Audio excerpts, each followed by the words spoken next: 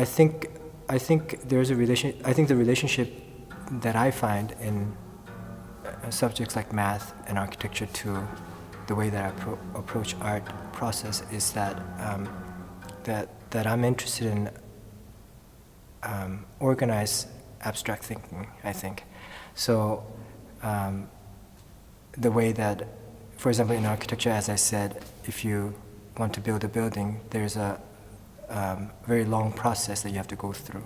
There's a relationship between the client and the architect, and then the architect and the contractor, the architect and then the staffs in the architect's firm, and the education you have to go through, and then there's a budget, and there's a material purchase, all these things, and then you have to have different rhythm and different speed of working depending on which process that you're in.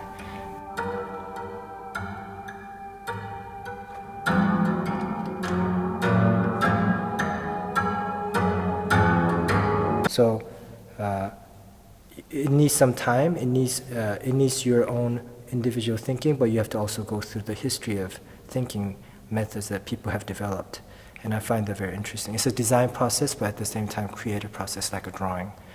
So they're interlaced in a very systematic way, but at the same time, every time you solve it, it's very individual. It's an invention, yeah. So I find that very interesting, and I like to use that kind of process in my work, yeah.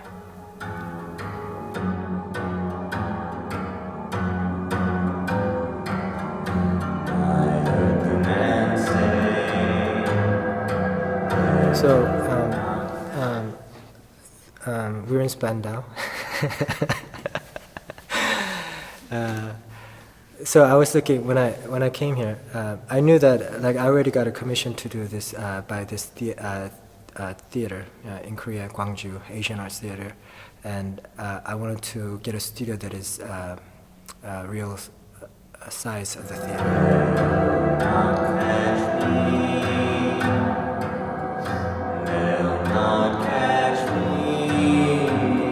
So when I was commissioned by a Korean theater funded by Korean government tax money, and I'm in Berlin paying German or people who are living in Germany to make rehearsals, I was very interested in this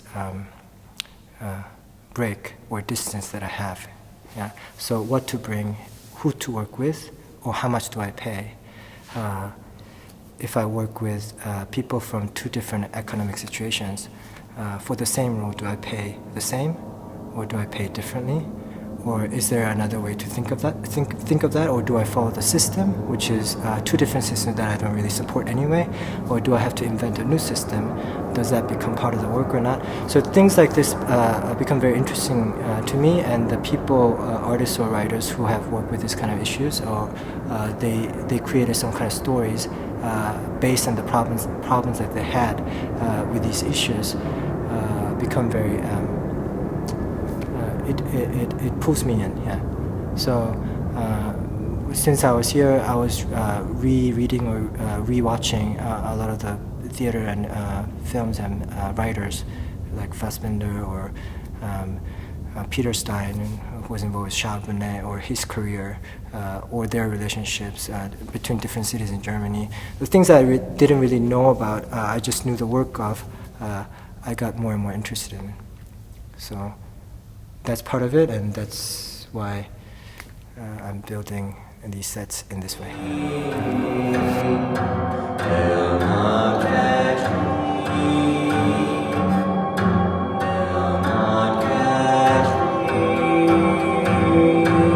So I find it interesting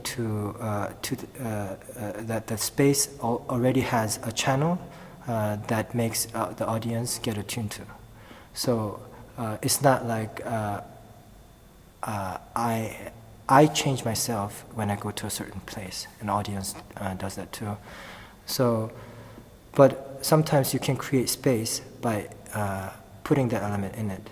It could be a gallery space, and then you bring the element from another genre, and then space is transformed into as if that exists there. And like, for example, I think in this piece I'm working a lot with time and the light throughout the day and night, morning, the dawn, and dusk, and night, and how that is sort of how that can be presented. Obviously, it's an artificial light, but how make believe basically.